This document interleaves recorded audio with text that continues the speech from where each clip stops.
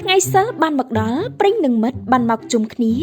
ដើម្បីទៅវត្តយកចង្ហាន់ទៅប្រគេនព្រះសង្ឃនិងស្ដាប់រឿងនិទានពីព្រះធម៌នៅផ្ទះព្រិញ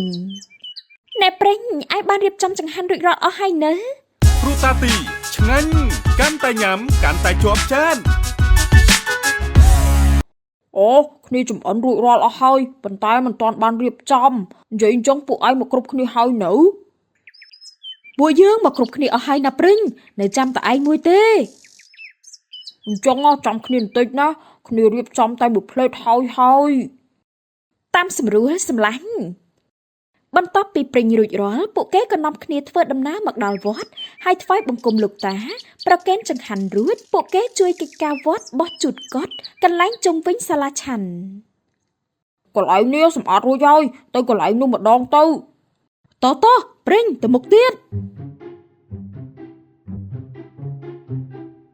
កំពុងតែបោះជូតស្រាប់តែឃើញចង្ហាន់របស់ខ្លួនຕົកចោលក្បែរផ្លូវចូលក្រោយកុដិព្រិញឃើញហើយក៏បានទៅជម្រាបលោកតាក្រែងលោកតាមិនបានឆាន់ហើយភ្លេច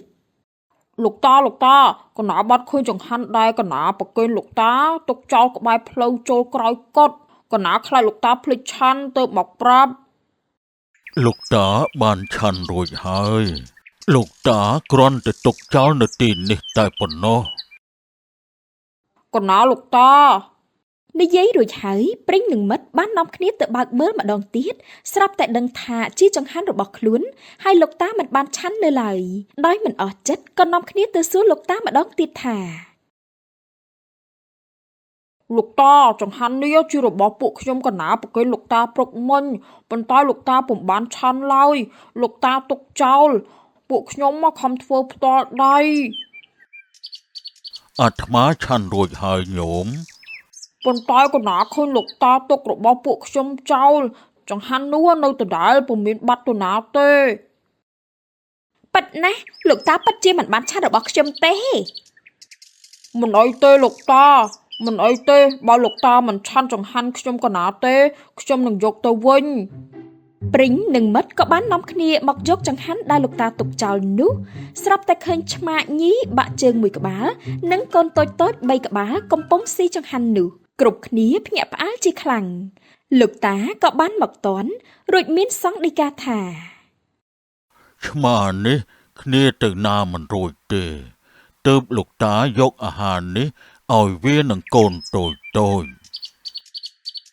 លោកតាពួកខ្ញុំកណាខុសហើយដែលហ៊ាននិយាយសម្ដីធំជាមួយលោកតាបែបនេះសូមលោកតាលោកលែងកំហុសដល់ពួកខ្ញុំកណាផង